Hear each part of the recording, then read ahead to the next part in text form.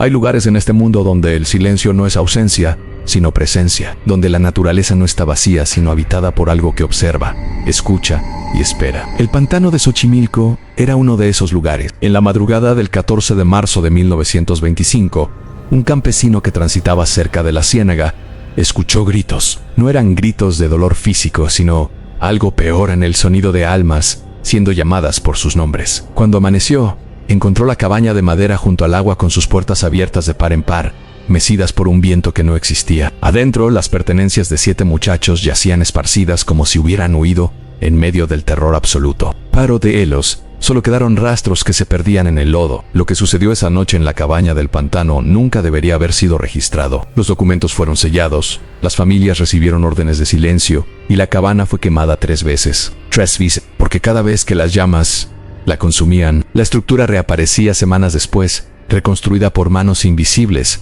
esperando a su próxima víctima. Este no es un cuento para asustar niños, es un testimonio de lo que sucede cuando ignoramos las advertencias ancestrales, cuando la curiosidad juvenil se encuentra con fuerzas que han habitado la tierra desde antes de que tuviéramos nombres para el mal.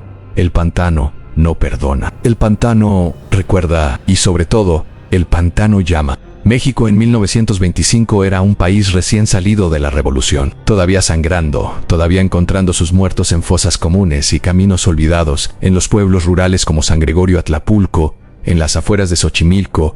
La modernidad apenas rozaba las vidas de sus habitantes. Allí, entre campos de cultivo y chinampas ancestrales, el tiempo parecía haberse detenido en algún punto indeterminado entre el presente y un pasado que se negaba a morir. El pueblo era pequeño, quizás 200 almas, la mayoría campesinos y pescadores que trabajaban las aguas turbias de los canales, pero había un lugar que nadie tocaba en el pantano del norte, una extensión de agua estancada cubierta perpetuamente por una neblina espesa que no se disipaba ni con el sol del mediodía. Los ancianos del pueblo lo llamaban Altemictlán, el agua de los muertos, y advertían a los jóvenes que jamás se acercaran después del anochecer. La cabaña había sido construida décadas atrás por un hacendado que pretendía usarla como refugio de caza, pero después de la primera noche que pasó allí, regresó al pueblo con el cabello completamente blanco y los ojos vacíos, murmurando palabras en una lengua que nadie reconocía. Murió 3 días después sin recuperar la cordura. Desde entonces, la estructura de madera quedó abandonada, hundiéndose lentamente en el lodo de la orilla,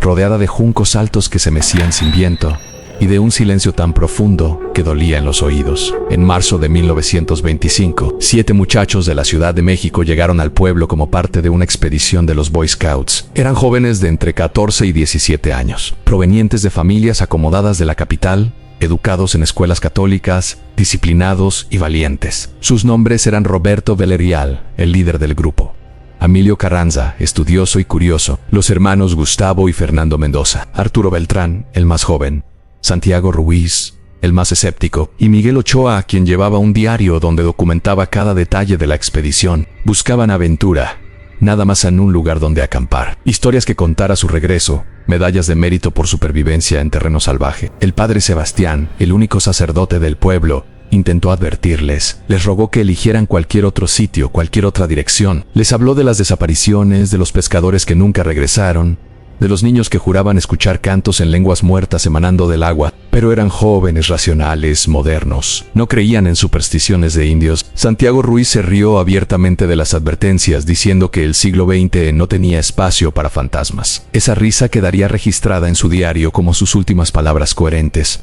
Cuéntame en los comentarios desde qué país y ciudad estás viendo esta historia. Cuéntame también si en tu región existe alguna leyenda local, para que yo le cuente al mundo tu historia de terror. Y si crees en el mundo sobrenatural, suscríbete aquí al canal, para que juntos podamos fortalecer esta corriente contra el mundo maligno. El 13 de marzo por la tarde, cargando mochilas, tiendas de campaña y provisiones para 3 días, los 7 muchachos emprendieron la caminata de 2 kilómetros hacia el pantano del norte.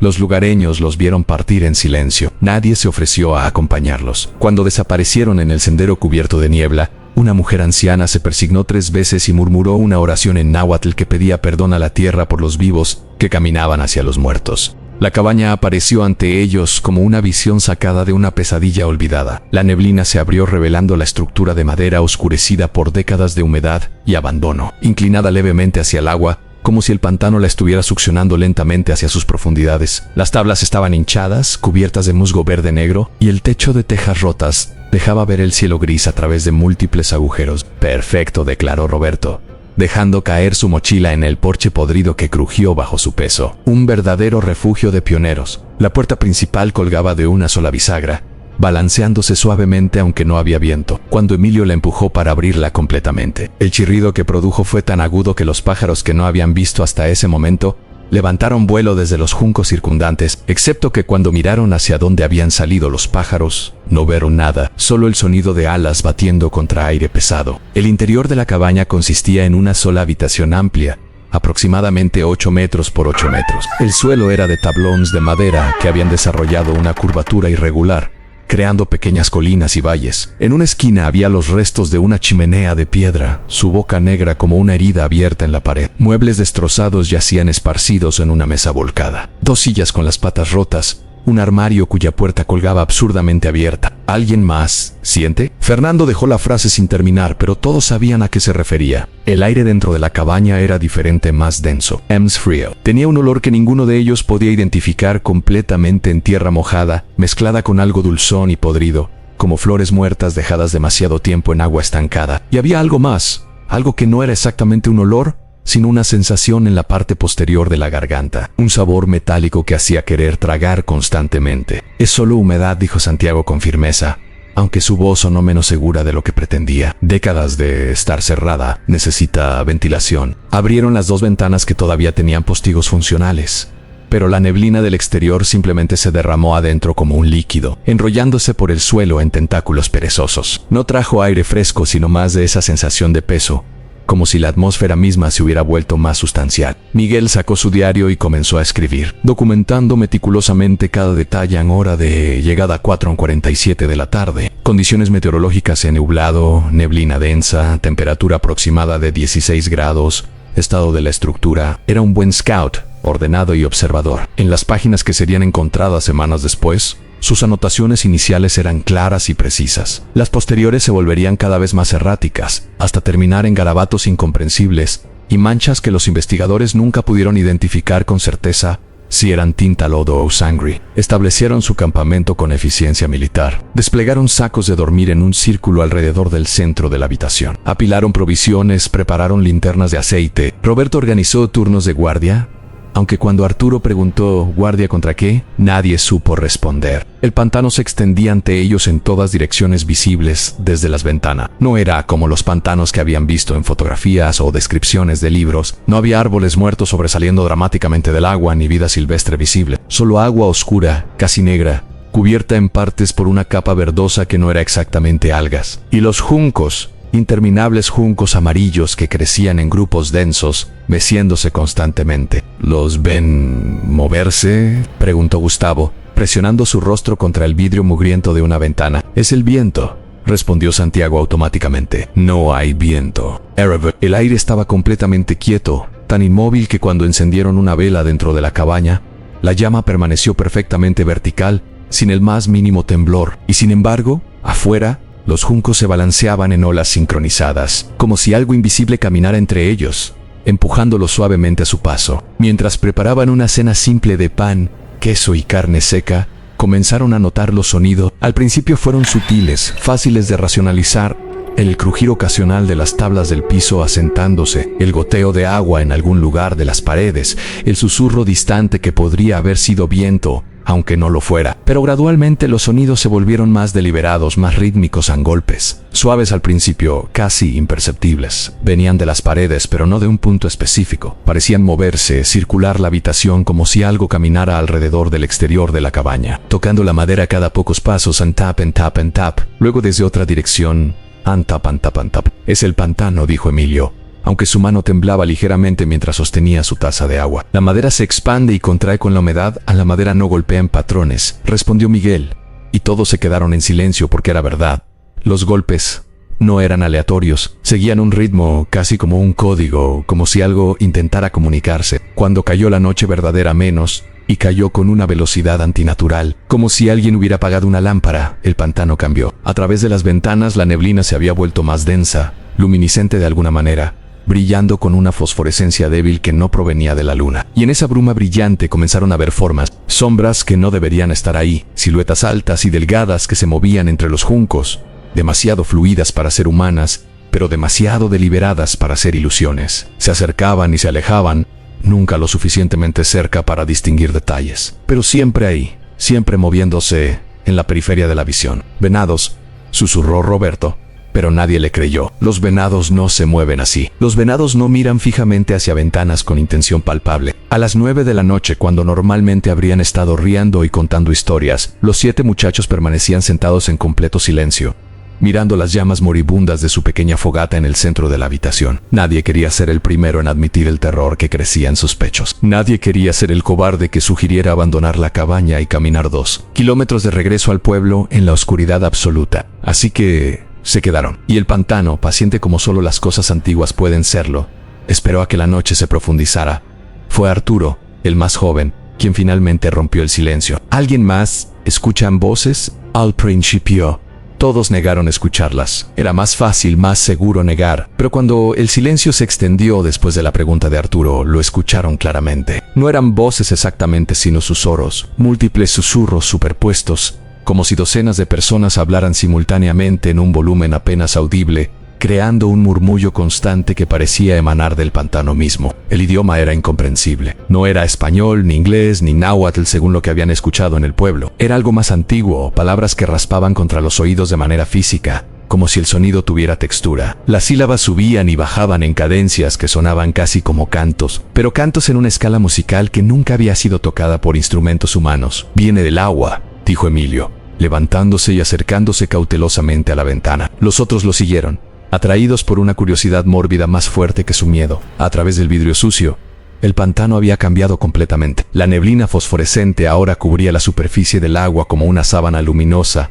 y en esa luz antinatural podían ver movimiento, no en la superficie, sino debajo. Ondulaciones que no seguían ninguna lógica de corrientes o viento. Parecían formas moviéndose bajo el agua, grandes formas que nadaban en círculos, creando remolinos lentos y deliberados. Y entonces vieron el primer rostro. Apareció justo debajo de la superficie del agua, a menos de 5 metros de la cabaña. Un rostro humano mirando hacia arriba, perfectamente preservado pero completamente muerto. Ojos abiertos y sin vida, boca abierta como en un grito silencioso, piel del color de la arcilla mojada. Los cabellos flotaban alrededor de su cabeza como algas oscuras. «Dios santo», jadeó Fernando, retrocediendo de la ventana. El rostro no se movía como un cadáver debería moverse en el agua. No flotaba pasivamente ni se hundía. Se mantenía suspendido, mirando directamente hacia la ventana donde estaban parados, como si pudiera verlos a pesar de estar muerto, a pesar de estar bajo el agua, a pesar de todo lo que dictaba la razón. Entonces apareció otro rostro, y otro, y otro más. Se materializaron en el agua alrededor de la cabaña como flores macabras floreciendo en la oscuridad. Docenas de ellos eran hombres, mujeres, niños. Algunos parecían recientes, con rasgos todavía reconocibles. Otros estaban hinchados y deformados por meses o años sumergidos. Algunos eran poco más que cráneos con jirones de carne colgando de huesos expuestos. Todos miraban hacia la cabaña. Todos tenían las bocas abiertas y los susurros se intensificaron. «No son reales», dijo Santiago, su voz quebrándose. La neblina es un truco de la luz.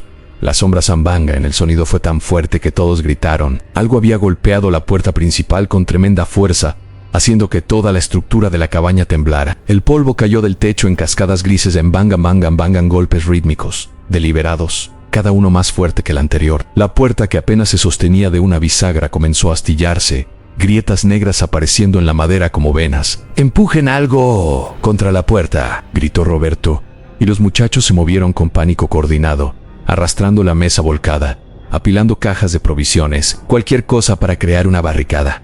Los golpes continuaron, pero ahora venían de todas partes: las ventanas, las paredes, el techo, como si docenas de manos invisibles estuvieran aporreando cada centímetro de la cabaña simultáneamente. El sonido era ensordecedor, un bombardeo constante que hacía imposible pensar, imposible respirar. Y luego, tan abruptamente como había comenzado, cesó. El silencio que siguió fue peor que el ruido. Era un silencio expectante cargado de intención. El silencio de un depredador que ha acorralado a su presa y está saboreando el momento antes del ataque final. Los 7 muchachos permanecieron congelados en el centro de la habitación, sus respiraciones rápidas y superficiales sonando obscenamente fuertes en la quietud. Las linternas de aceite proyectaban sombras temblorosas en las paredes, haciendo que todo pareciera moverse en la periferia de la visión. Entonces escucharon los pasos. No eran como los pasos normales. Eran el sonido de pies descalzos arrastrándose sobre madera mojada, lentos y pesados. Como si Qui-Gon, o lo que caminaba, estuviera luchando contra un gran peso, y venían del techo. Todos miraron hacia arriba simultáneamente. Las tablas del techo comenzaron a doblarse hacia abajo, como si algo masivamente pesado estuviera caminando sobre ellas. Siguieron el sonido de los pasos mientras estos se movían desde un extremo de la cabaña al otro, dejando depresiones visibles en la madera que crujía en protesta. «Hay algo allá arriba», susurró Gustavo, su rostro completamente blanco. «Hay algo en el techo, Ann». Los pasos se detuvieron directamente sobre el centro de la habitación, justo encima de donde estaban reunidos. Por un momento, nada sucedió. Luego, lentamente, una de las tablas del techo comenzó a astillarse. Grietas delgadas se extendieron como telarañas desde un punto central, y algo oscuro comenzó a gotear a través de las hendiduras. Al principio pensaron que era agua, pero era demasiado espesa, demasiado oscura. Caía en gotas pesadas que salpicaban el suelo con sonidos húmedos, formando charcos que no se dispersaban sino que mantenían su forma, temblando ligeramente como si estuvieran vivos. Miguel, todavía aferrándose a su diario como un talismán de normalidad, se obligó a acercarse y examinar el líquido. Su pluma tembló mientras escribía en sustancia no identificada. Viscosidad similar al aceite pero color negro verdoso, olor a vegetación en descomposición, y otra cosa algo dulce y nauseabundo. Cuando levantó la vista del diario, la cosa en el techo se había movido. Los pasos ahora rodeaban el perímetro de la cabaña, cada pisada haciendo que toda la estructura vibrara. Y no eran solo pisadas, eran acompañadas por un sonido de arrastre, como si algo fuera arrastrado detrás de quien caminaba, algo pesado y mojado que dejaba un rastro. Las voces del exterior se intensificaron nuevamente, pero ahora podían distinguir palabras individuales emergiendo del murmullo incomprensible. Nombres o estaban llamando nombre. Roberto ... El líder del grupo se congeló, su sangre convertida en hielo. Era su nombre, claramente su nombre, pronunciado en un susurro que parecía venir de 100 bocas simultáneamente. Emilio, Gustavo, Fernando, uno por uno, cada nombre fue llamado. Las voces no venían solo del pantano ahora, venían de las paredes, del suelo, del techo, del aire mismo, como si la cabaña entera se hubiera convertido en una boca gigante, pronunciando sus nombres en un canto macabro. Arturo, Santiago, Miguel. Arturo comenzó a llorar, lágrimas silenciosas corriendo por sus mejillas, mientras sus labios se movían en oración. Santiago, el escéptico, el racionalista, estaba acurrucado en posición fetal, murmurando no es real, no es real, no es real una y otra vez como un mantra. Las linternas comenzaron a parpadear, todas al mismo tiempo, como si estuvieran conectadas a una fuente de poder que estaba fallando. En los breves momentos de oscuridad entre parpadeos, vieron cosas en las sombras, figuras altas y deformes que no habían estado ahí un segundo antes, desapareciendo cuando la luz regresaba, pero dejando la certeza absoluta de que habían estado ahí, mirando, esperando. «Tenemos que irnos», gritó Fernando. «¡Ahora! ¡Tenemos que salir de aquí!» «¿A dónde?», respondió Roberto, y la desesperación en su voz era absoluta porque tenía razón. ¿A dónde irían? Afuera estaba el pantano, la oscuridad, las cosas en el agua, las voces. Adentro estaban esto, no había escapatoria. Solo había espera, y el pantano sabía ser paciente. La temperatura dentro de la cabaña había caído drásticamente. Podían ver su aliento condensándose en nubes blancas. Sus dedos se entumecían, sus dientes castañeaban, pero no era solo frío físico. Era un frío que penetraba más profundo, que alcanzaba algo fundamental dentro de ellos, congelando no solo la carne sino el espíritu mismo. Las linternas parpadearon una vez más, 2 veces, 3 veces, y en el tercer parpadeo, cuando la oscuridad cayó, no regresó la luz. En la negrura absoluta que siguió, los gritos comenzaron. La oscuridad no era simplemente ausencia de luz, era una presencia tangible, espesa y sofocante, como si el aire mismo se hubiera solidificado en sombra. Los gritos de los muchachos se mezclaban con otros sonidos. El goteo constante de esa sustancia oscura desde el techo, el susurro incesante de voces del pantano. Y ahora, algo nuevo en respiración. Algo estaba respirando dentro de la cabaña con ellos. Era una respiración pesada, húmeda, como pulmones llenos de agua luchando por procesar aire. Venía de todas partes y de ninguna parte, moviéndose por la habitación en patrones que desafiaban la lógica del espacio. Estaba a la izquierda, luego inmediatamente a la derecha, luego directamente detrás, luego encima. «Luz», gritaba Roberto desesperadamente, buscando a tientas las linternas apagadas. «¡Alguien! ¡Consigan luz!». Las manos de Emilio temblaban violentamente mientras intentaba encender cerillas.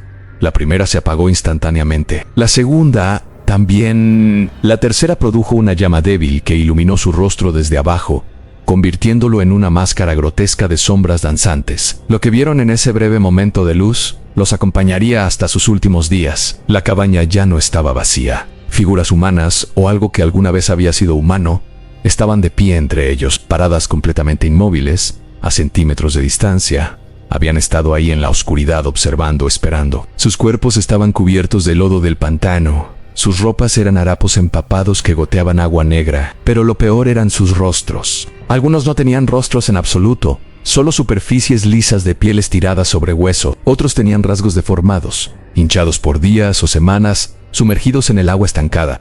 Ojos que eran pozos negros vacíos, bocas que se abrían demasiado, mandíbulas descoyuntadas en ángulos imposibles. Y todos miraban directamente a los muchachos con una intensidad que trascendía la muerte. La cerilla se apagó. En la oscuridad renovada, las cosas comenzaron a moverse. Los muchachos podían escucharlas, sentirlas. El aire se desplazaba a su alrededor mientras las figuras circulaban, acercándose y alejándose. Manos frías y mojadas rozaban brazos, rostros, cabellos. No eran toques violentos, sino casi curiosos, exploratorios, como si estas entidades estuvieran recordando que era sentir carne viva. «No me toques», chilló Arturo, su voz quebrándose en histeria. «Aléjate, aléjate, aléjate». Hubo un sonido de lucha, pies arrastrándose contra el suelo de madera, algo pesado cayendo. Luego el grito de Arturo se cortó abruptamente, reemplazado por un gorgoteo húmedo que hizo que los otros se congelaran en horror. Arturo llamó a Gustavo. «Arturo, Gespongi». Silencio. Luego, desde el lugar donde Arturo había estado, vino una voz. Era la voz de Arturo, pero distorsionada, como si estuviera hablando bajo el agua. «Estoy aquí. Vengan. El agua es hermosa aquí abajo». «Eso no es Arturo», dijo Miguel, retrocediendo hasta que su espalda golpeó contra la pared. «Eso no es él. Eso no es él». Roberto finalmente consiguió encender una de las linternas. La llama cobró vida con un destello, iluminando la cabaña en un resplandor amarillo enfermizo. Arturo estaba de pie en el centro de la habitación. O más bien, el cuerpo de Arturo estaba de pie, pero la forma en que se mantenía era completamente incorrecta. Sus articulaciones estaban dobladas en ángulos ligeramente anormales. Su cabeza colgaba hacia un lado en un ángulo que debería haber roto su cuello, y sus ojos. Sus ojos se habían vuelto completamente negros, sin blanco visible, solo pozos de oscuridad líquida que reflejaban la luz de la linterna como agua estancada. «Él está con nosotros ahora», dijeron múltiples voces emergiendo de la boca de Arturo simultáneamente. «Como todos ustedes, pronto estarán...»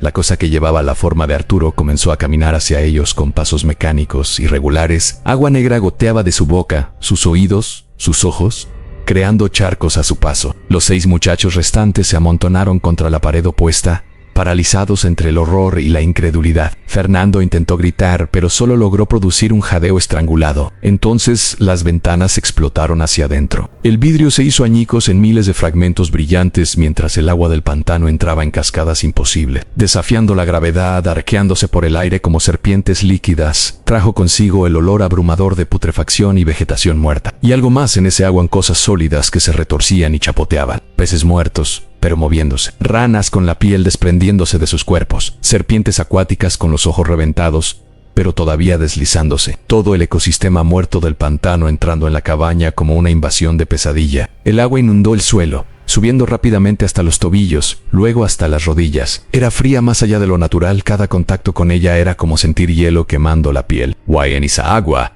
Los muchachos podían ver formas moviéndose, figuras nadando bajo la superficie, acercándose.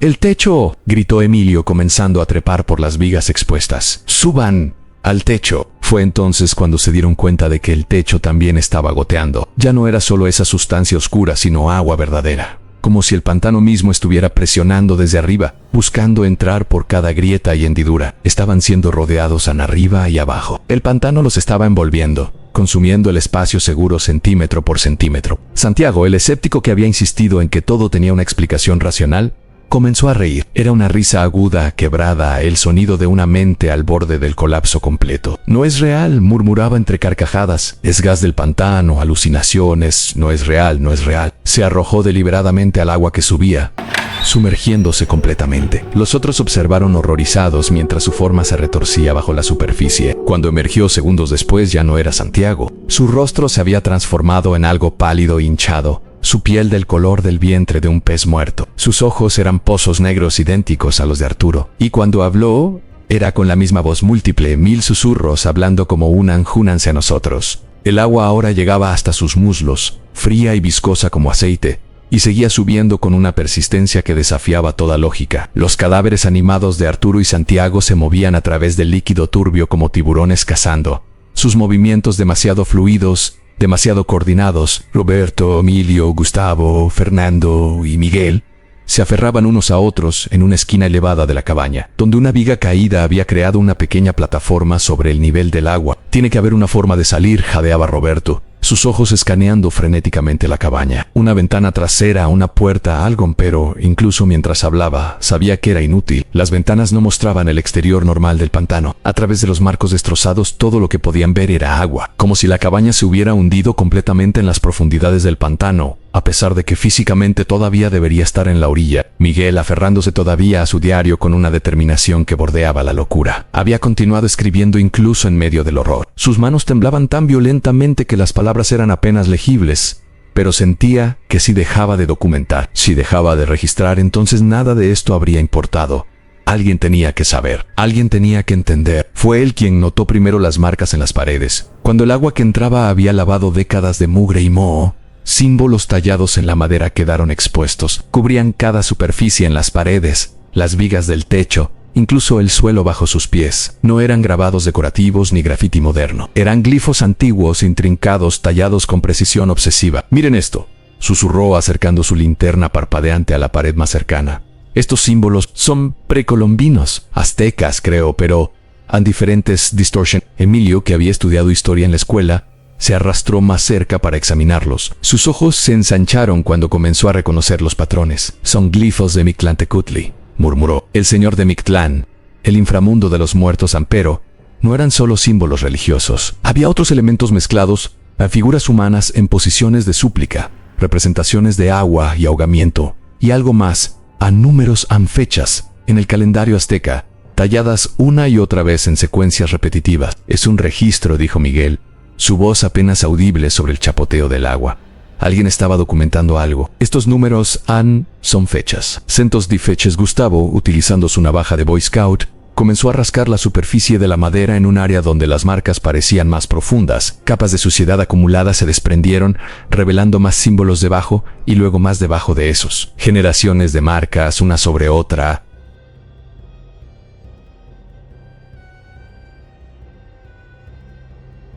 La respuesta vino no de sus compañeros, sino de las paredes mismas. Las marcas comenzaron a brillar con una fosforescencia débil, verde azulada, como la luz que emiten ciertos hongos en la noche. Los símbolos pulsaban en secuencia, como si estuvieran contando una historia, mostrándoles algo que necesitaban entender. Y entonces, como si respondiera a una invocación no pronunciada, el agua que los rodeaba comenzó a cambiar. Ya no era opaca y turbia, se volvió transparente, cristalina, y a través de ella pudieron ver.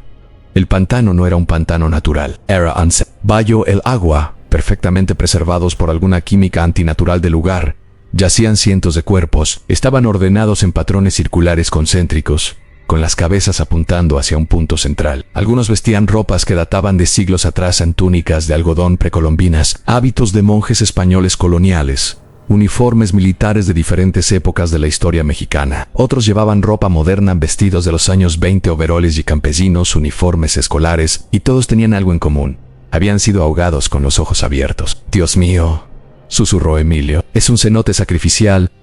A Miguel escribía frenéticamente en su diario: «No es un pantano, es un sitio de sacrificio ritual». Los aztecas ahogaban víctimas a Tlaloc, el dios de la lluvia. Pero esto es diferente, más antiguo, más oscuro. No es un dios al que estaban apaciguando, es algo que estaban conteniendo. En el centro del círculo de cadáveres, visible ahora a través del agua clarificada, había una estructura hundida. Parecía un templo pequeño, o más bien los restos de uno, construido con piedras talladas que tenían la pátina de una antigüedad extrema. Estaba parcialmente enterrado en el lodo, pero todavía se podía distinguir su forma en una pirámide truncada con escalones que descendían hacia una entrada oscura. Y de esa entrada emanaba un pulso, no un sonido, sino una vibración que podían sentir en sus huesos, en sus dientes, en la médula de sus espinas dorsales. Un latido lento, antiguo, como si algo vivo yaciera en las profundidades de ese templo sumergido. Las figuras de Arturo y Santiago habían dejado de moverse. Ahora estaban de pie completamente inmóviles en el agua,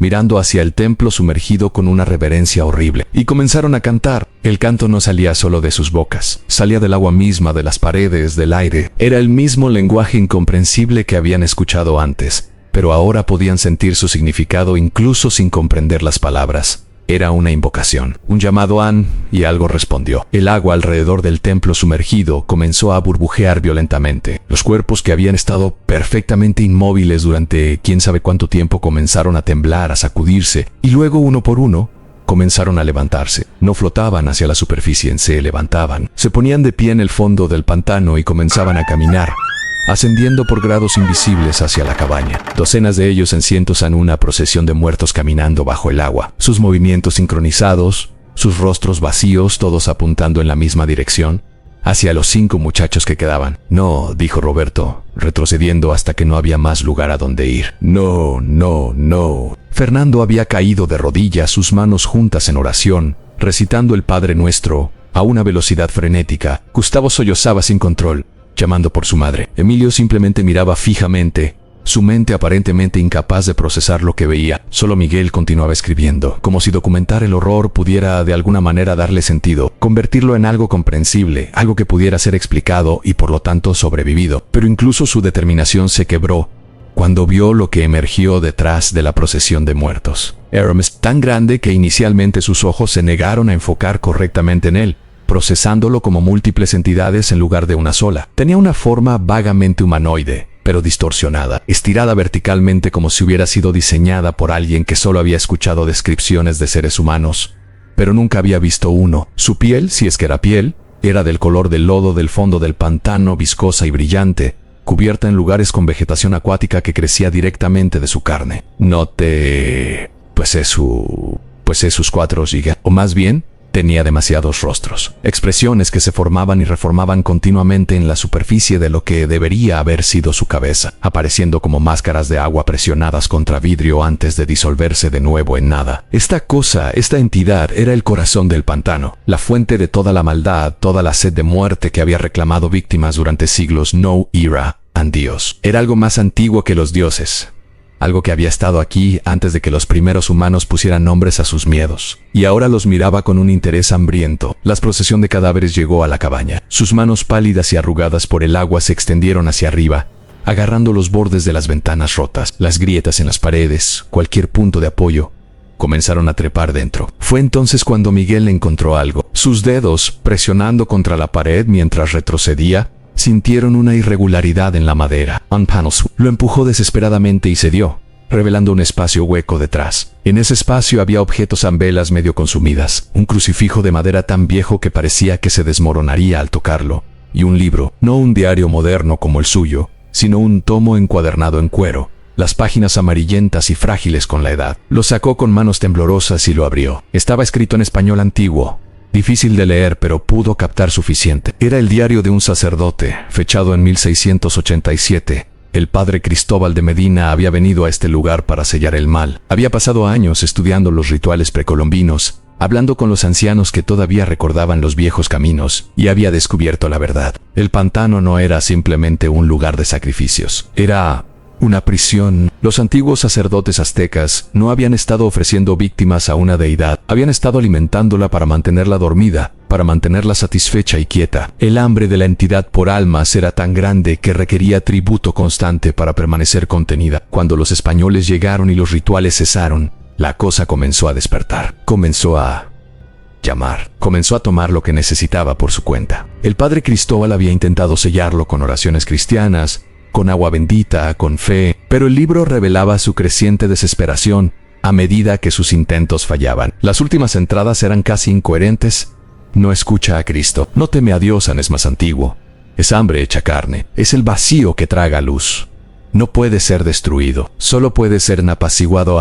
La última página contenía un ritual, no de exorcismo, sino de sacrificio. El padre había entendido finalmente que la única forma de proteger a otros era darse a sí mismo voluntariamente. Las instrucciones estaban manchadas. Miguel no quería pensar con qué, pero eran legibles. Levantó la vista del libro. Los cadáveres ahora llenaban la cabaña, un anillo de carne muerta cerrándose alrededor de ellos. El agua había subido hasta sus pechos. La cosa masiva esperaba afuera, observando a través de las ventanas con todos sus rostros no rostros. Miguel miró a sus amigos San Roberto, que había tratado de ser valiente hasta el final. Emilio el estudioso, los hermanos Mendoza tan jóvenes. Fernando, que solo había querido aventura y supo lo que tenía que hacer. Hay una forma de detener esto, dijo Miguel, su voz sorprendentemente firme a pesar del terror que amenazaba con destrozarlo. Levantó el libro antiguo, mostrándoselo a los otros. El sacerdote encontró una forma que... Roberto se aferró a esa esperanza como un hombre ahogándose. ¿Qué es? ¿Podemos matarlo? ¿Podemos sellarlo? Miguel tragó saliva, sus ojos escaneando las palabras manchadas una vez más para asegurarse de haberlas entendido correctamente. No exactamente. Es un intercambio. La revelación del ritual contenido en el diario del padre Cristóbal era horrible en su simplicidad. La entidad del pantano no era maligna en el sentido convencional.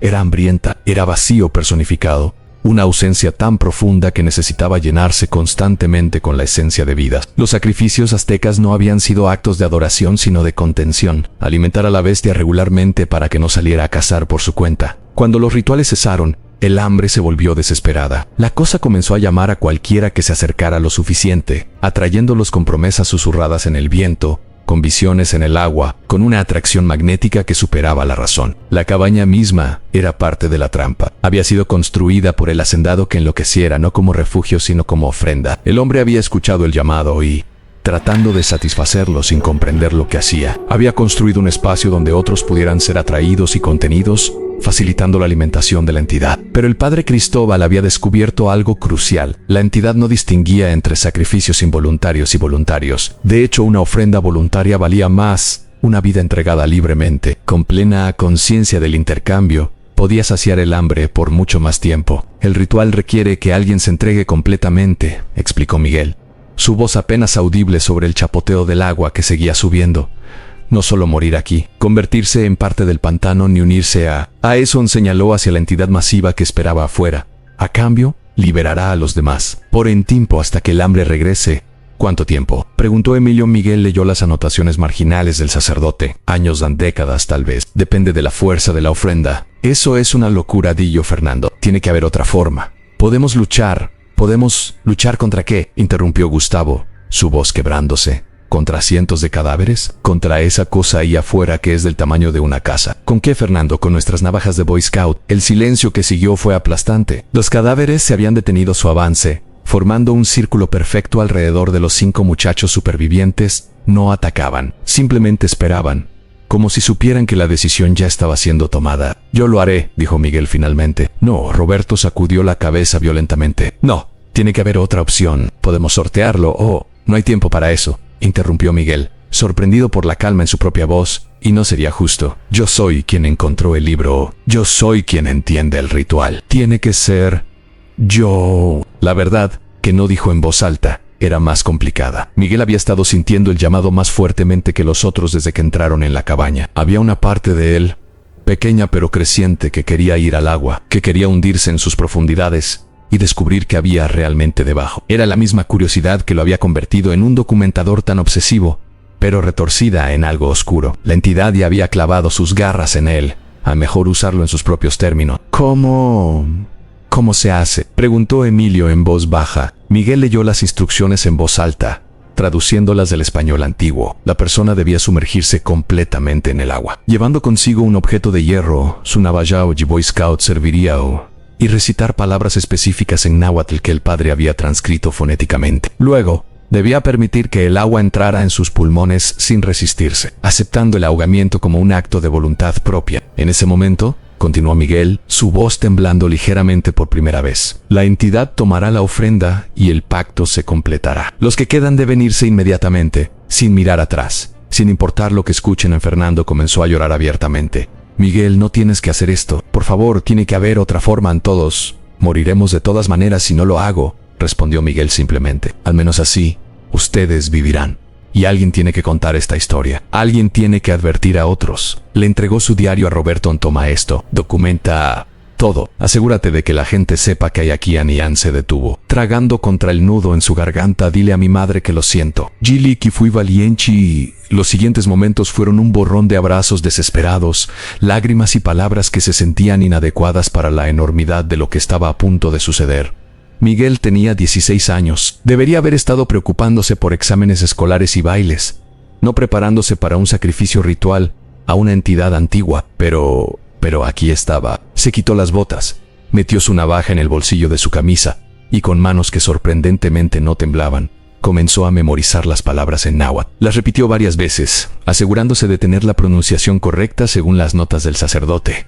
El agua ahora llegaba a sus hombros, pronto llegaría al techo y todos se ahogarían de todas formas. Era ahora o nunca. Cuando me sumerja, instruyó a los otros, cuenten hasta 30.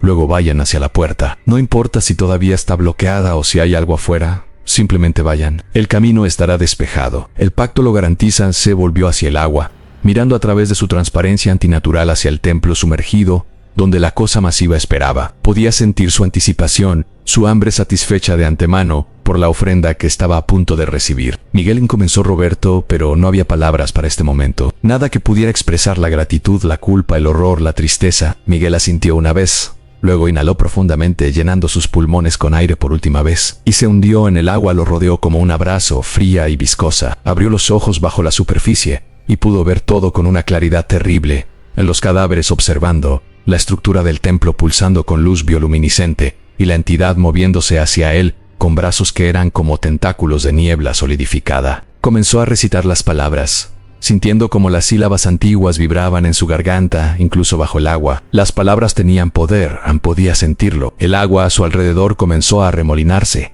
formando un vórtice con él en el centro. Los muertos se inclinaron en reverencia. La entidad se acercó más, sus múltiples rostros no rostros formando expresiones que podrían haber sido hambre, gratitud o algo más allá de la comprensión humana. Miguel terminó el cántico, abrió su boca y permitió que el agua entrara. El instinto de supervivencia gritó en cada célula de su cuerpo, ordenándole que luchara, que nadara hacia la superficie, que respirara, pero mantuvo su boca abierta. Dejó que sus pulmones se llenaran con el agua helada del pantano. El dolor fue inmenso, pero breve. Rápidamente se transformó en algo más, en una sensación de expansión, como si su conciencia se estuviera derramando más allá de los límites de su cuerpo. Podía sentir el pantano entero, cada centímetro de agua, cada criatura que habitaba en él, cada alma que había sido reclamada a lo largo de los siglos, y podía sentir a la entidad. No era maligna, era antigua y hambrienta y sola, tan terriblemente sola. Había estado aquí desde antes de que hubiera humanos para temerla, y estaría aquí mucho después de que el último humano hubiera desaparecido. Era parte del mundo tanto como las montañas o el océano. Solo quería existir, solo quería no tener hambre. Miguel sintió su conciencia siendo absorbida,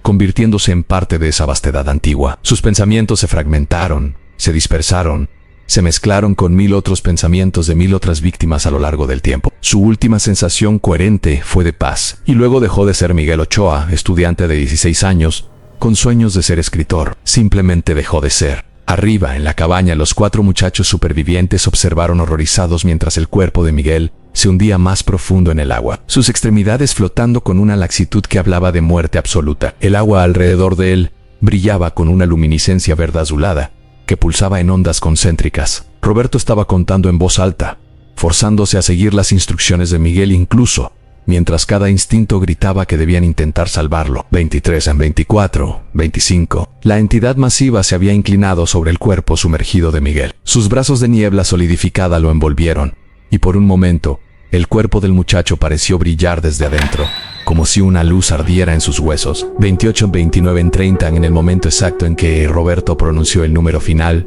todo cambió. El agua dejó de subir. De hecho, comenzó a retroceder, drenándose a través de las ventanas y grietas con una velocidad antinatural. Los cadáveres que habían formado el círculo alrededor de los muchachos se desplomaron como marionetas con los hilos cortados, cayendo de regreso al agua que retrocedía y hundiéndose de nuevo en las profundidades. La entidad masiva se había retirado al templo sumergido, llevando el cuerpo de Miguel con ella. Ya no emanaba esa presencia, hambrienta y amenazadora. Parecía saciada, satisfecha al menos por ahora. La puerta, gritó Emilio. Ahora, se lanzaron hacia la entrada de la cabaña. La barricada que habían construido ya no estaba, o quizás nunca había estado realmente ahí. La puerta se abrió fácilmente cuando Roberto la empujó, revelando el exterior del pantano, excepto que ya no era de noche. El cielo sobre ellos era del gris pálido previo al amanecer. ¿Cuánto tiempo habían estado en la cabaña? Se había sentido como horas, pero tal vez habían sido minutos o días. El tiempo mismo parecía haberse distorsionado en ese lugar maldito. «Corran», dijo Roberto, su voz ronca. «No miren atrás, simplemente corran».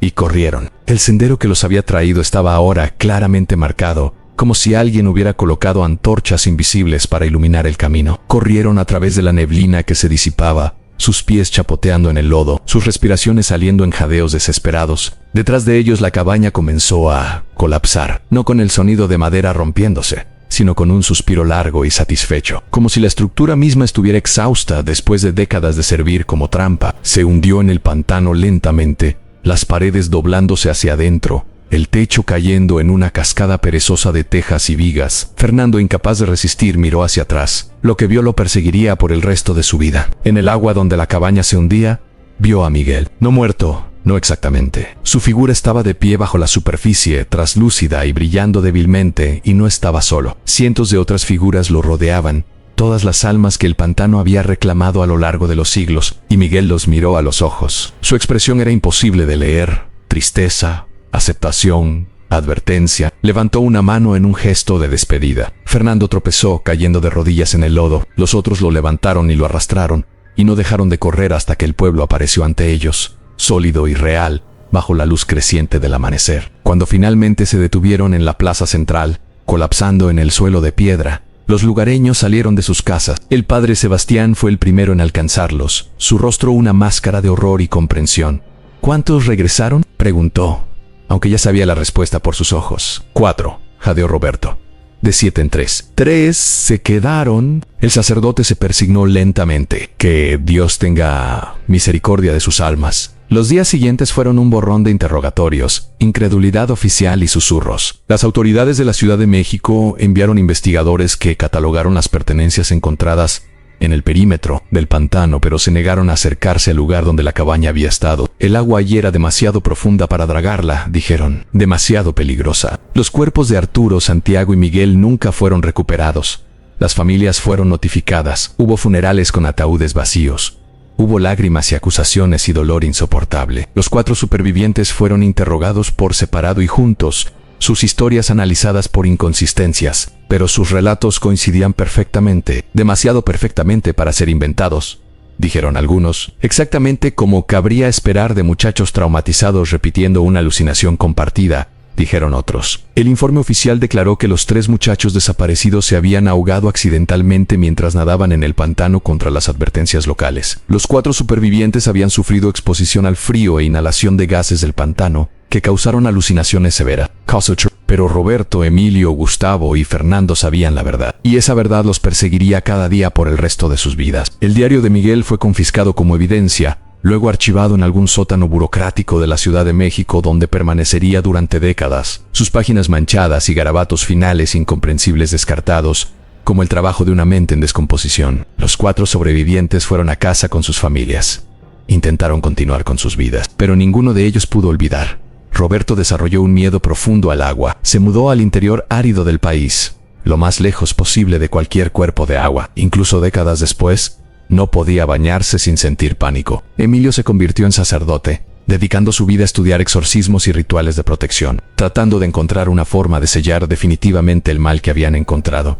Nunca lo logró. Gustavo y Fernando, los hermanos, nunca se separaron después de esa noche. Se aferraron el uno al otro como salvavidas en una tormenta, cada uno la única persona que realmente entendía lo que el otro había experimentado. Y a veces, en las noches más oscuras, todos ellos escuchaban su nombre siendo llamado en susurros que venían de ninguna parte y de todas partes. El pantano recordaba. El pantano siempre recordaba. Pasaron los años. 1925 se convirtió en 1930, luego 1940, 1950.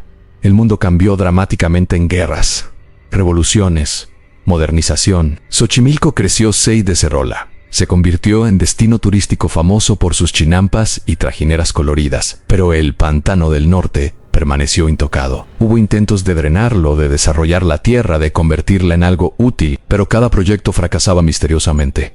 Maquinaria se averiaba sin explicación. Trabajadores se negaban a regresar después del primer día, hablando de sensaciones extrañas y voces en el viento. Un ingeniero desapareció por completo, su cuerpo nunca encontrado. Eventualmente, el gobierno declaró el área protegida por razones ambientales. Nadie discutió mucho. Los lugareños sabían la verdad.